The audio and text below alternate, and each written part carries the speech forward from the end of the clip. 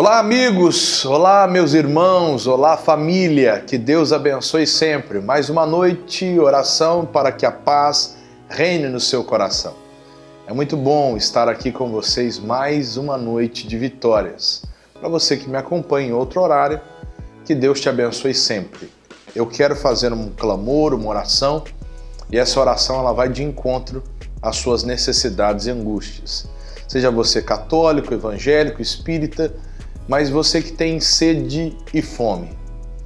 Nós temos a água limpa e nós temos o maná, o pão que não há nenhuma restrição alimentar. O pão que vem do céu, o pão vivo. E eu creio que Deus, Ele vai suprir as suas demandas, Ele vai preencher as suas necessidades e Ele com certeza entrará aonde você precisa de um complemento. Por mais instruído que você seja, Deus ele é o único que pode fechar as lacunas. Não é à toa que existem muitas pessoas que nesse período que estamos passando, período ainda de pandemia, em alguns estados, já em alguns países endemia, nós estamos vendo muitas pessoas com diploma sem força para sair de casa. Eu, outro dia, conversava com um profissional da educação e ele me declarou: pastor, eu não tenho forças para sair de casa. Eu não sei o que aconteceu comigo. Se o senhor puder me explicar, por favor, mas eu não tenho forças para sair de casa. Eu estou entregue. E assim estão muitas pessoas entregues aos problemas desta vida, às circunstâncias desta vida. E não conseguem sequer se movimentar. Algumas estão, pois aconteceram fatos que trouxeram uma dor tremenda, que trouxeram uma angústia tremenda. E isso pode acontecer. E eu quero instruir você dentro da palavra de Deus para que você não seja preso pelos fatos, mas para que a sua história seja uma história escrita pelo dedo de Deus. A Bíblia ela tem resposta para tudo na humanidade. Apesar de alguns pseudos pensadores tentarem distorcer a narrativa dos fatos bíblicos, a Bíblia é completa. Ela não precisa ser atualizada. Como dizia Billy Graham, ela é mais atual do que o jornal de amanhã. Ela é a palavra de Deus. E eu creio que o Senhor tem algo a falar com você hoje, pois a história é bem clara, fala sobre uma mulher que estava passando por um vale duplo da sombra da morte. Aqui no Evangelho de Lucas, no capítulo de número 7, no versículo de número 11, diz assim: E aconteceu pouco depois de ir à cidade chamada Naim, e com ele iam muitos dos seus discípulos e uma grande multidão. E, quando chegou perto da porta da cidade, eis que levavam um defunto, filho único de sua mãe, que era viúva, e com ela ia uma grande multidão da cidade. E vendo-a, o Senhor moveu-se de íntima compaixão por ela, e disse-lhe: Não chores. E chegando-se tocou o esquife, e os que levavam pararam, e disse: Jovem, eu te digo, levanta-te.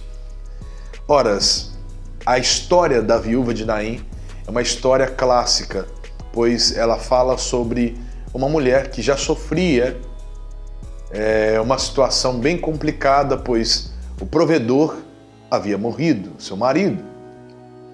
E, consecutivamente, ela se sentia meio amparada, pois ela possuía um filho, e era o filho único.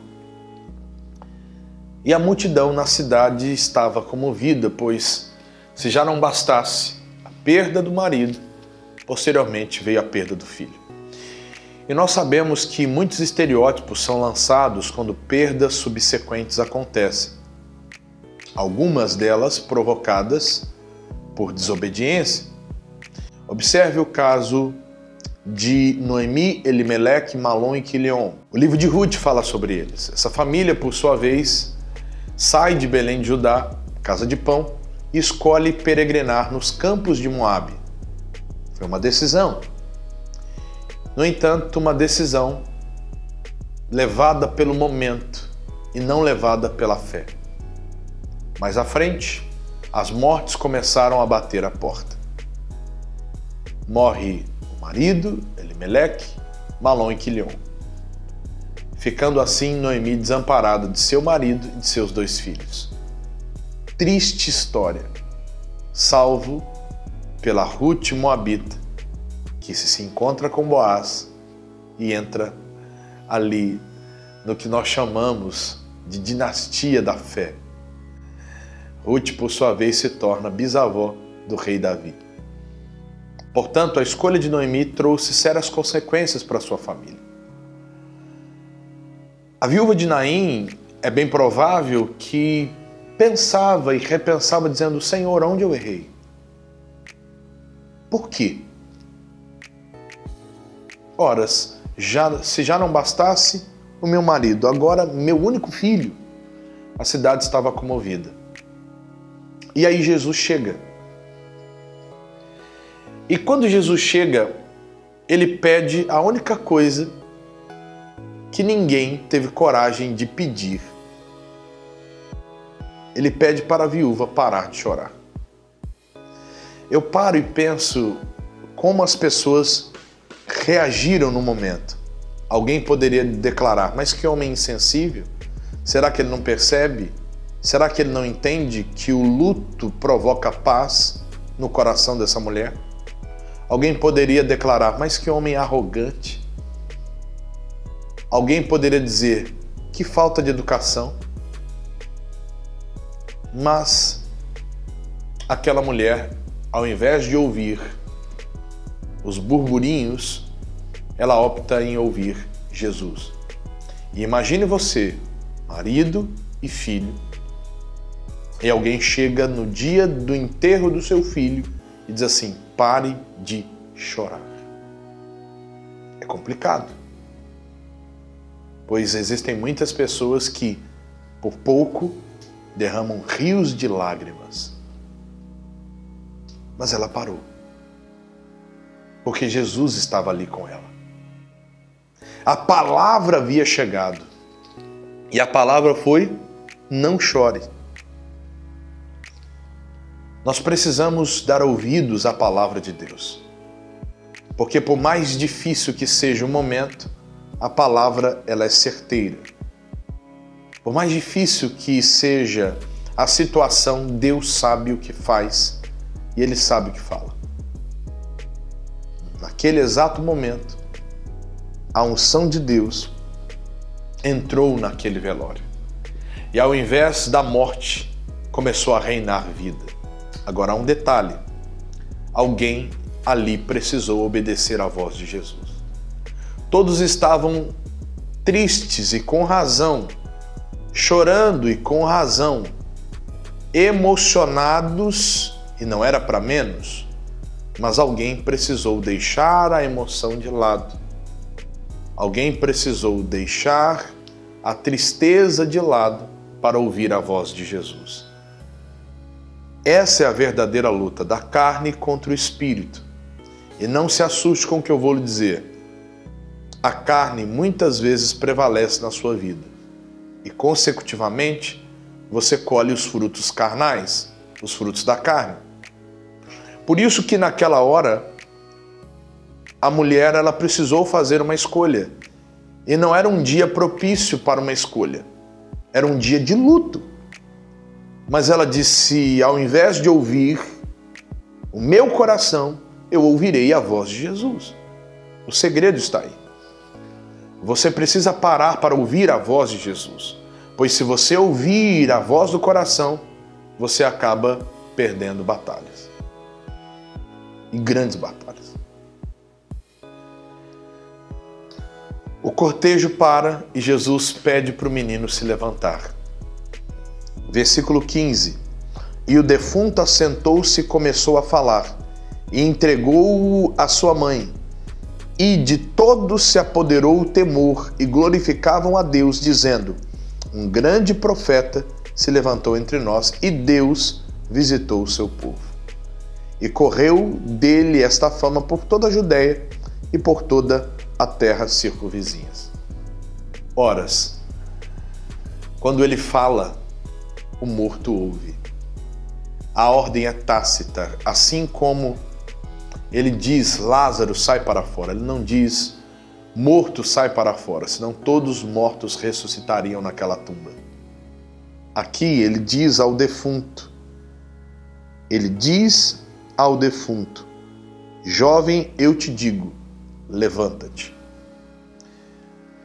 E o defunto levantou. Imagine a cena, as pessoas pranteando e chorando, e de repente o defunto se levanta e diz, oi pessoal, tia Maria, ô tio José, oi, tudo bem? Estava dormindo. Imagine o pânico instaurado, mas ali houve vida. Em meio àquele reboliço, o garoto se levantou e andou, e a fama de Jesus correu. Para você concluir e em seguida orarmos, não existe nada impossível para Deus. Talvez você está curtindo o luto, vivendo um luto que não tem fim. Se levante hoje.